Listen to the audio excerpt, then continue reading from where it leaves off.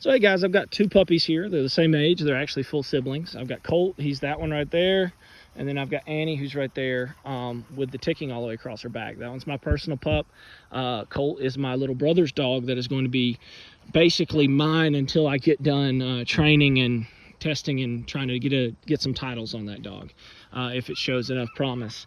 What I'm doing with these pups, I'm going to talk about how to manage your dogs with multiple dogs in your house or with kids. What I do with these two puppies, because I cannot take them out one at a time in the morning, because if I do, one of them's going to pee in the crate, right? So I let them out together. I pick them up out of the crate, carry them both out of the house, set them down, let them use the bathroom. I start walking out into my field, letting them go potty. Once I seen they pooped or peed, I may stay out here for a little bit, let them play around a little bit, and then I'm taking them straight back in. Now, I am not going to try to train them together. I'm not going to try to do their fetch sessions together. For this simple reason, they're going to play keep away. They're going to play with each other, and playing with each other may be more fun than playing with me. So I've got to make sure I'm spending individual time with each of them when I do those things. Now, what I can do together with them is I can work on recalls using our little runaway drill. So I'll start backing away, and then I'll pick my whistle. Yeah, good job, Huzzies. Hey, good. And I just fed them, and then I let them run on. They can play, they can do whatever. They just gotta listen when I call. So we practice recalls, and that's recalling with other dogs. So these puppies with my older dogs. So with the dogs I have in the kennel, with my personal dogs, they are not let out with those dogs. For the simple reason is those dogs, if one of them gets overexcited and plays too rough with those puppies, it can really hurt a puppy. Now I'm talking about really excessive play. Some dogs get really rough with each other and don't know how to play with puppies. Then there's some older dogs that get way too aggressive and start snapping at puppies when the puppies get on their nerves by aggravating them, like my Annie's doing to Colt right there on top of his back 24/7. So they'll get mean and they'll snap back and scare the puppy, and then the puppy might be scared of other dogs, or older dogs might develop a little bit of fear. So we want to keep that stuff from happening for the most part. And the way I do it is my older dogs can wait in their crates and wait to use the bathroom after the puppies. They can wait their turn because they can hold their bladder longer. So I'll take the puppies out, I'll put them up, I'll take the adult dogs out. Now, if you have a dog like my Henry and my Jane is super submissive. She will try to play with the puppies, but she will be very easy and very gentle because she's super submissive and very light play. She's very good at that. So I could let them out together for short spans of time, just to kind of meet and say hello. Henry will ignore them completely.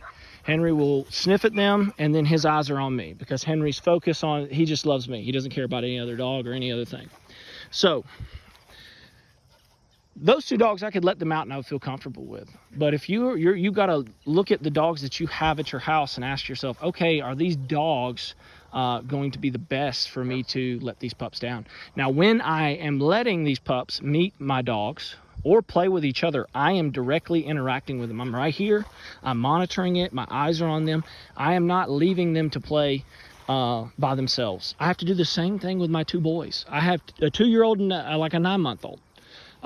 And my 2-year-old will beat the ever-living mess out of my 9-month-old if I let them, if I take my eyes off them or if I ignore them, because my 2-year-old is going to try to get my attention, and he's going to push over my 9-month-old when he gets in his grill or tries to play with his toys. He's going to get mad. He's going to hit him with something. And so he's going to waller him to death, and I have crying babies.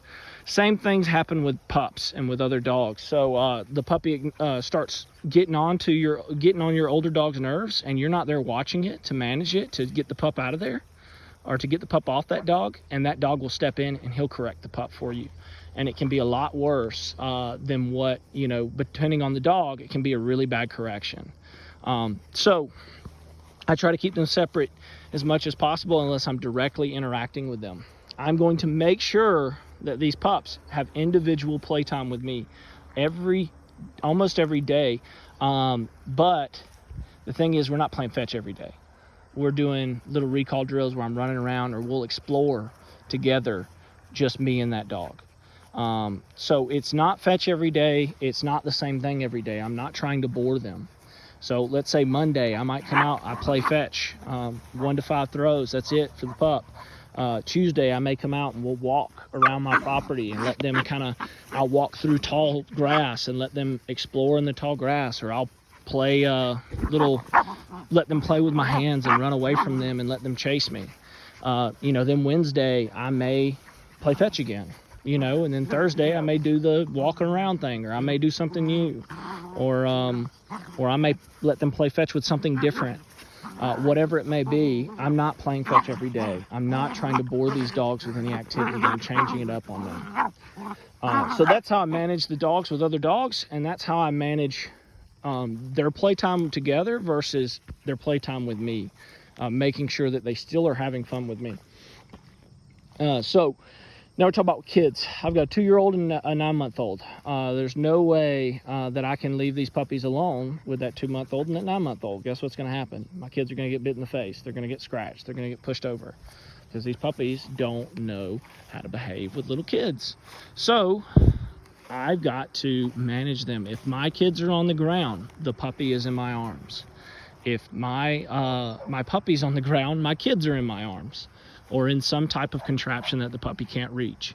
So I am always supervising and directly paying attention to these puppies when my kids are on the ground.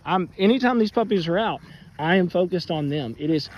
I'm not on my phone, I'm not texting. It's the same way we should monitor our kids, I shouldn't, if I'm with my kids and I'm paying and I'm trying to take care of my kids and watch my kids, I shouldn't be on my phone looking at stuff, because that's what's going to happen. My kid's going to fall off the table, or my son's going to punch the other son in the face.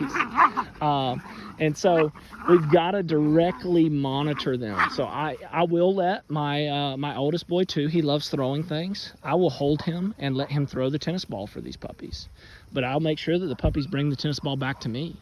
But my son is not going to get down on the floor and let the puppy jump all in his lap. I will hold the puppy and let my son pet the puppies on the head, but I am making sure that these puppies are not scratching my son, they're not getting the opportunity to jump on him, that they are monitored and directly supervised when my kids are out. So that's how I manage the dogs with kids and manage the dogs with other dogs from 8 to 12 weeks. So here we go. Annie, good girl, good girl. Hey, good Susie. Good girl, Annie, good girl, good girl. All right, come on.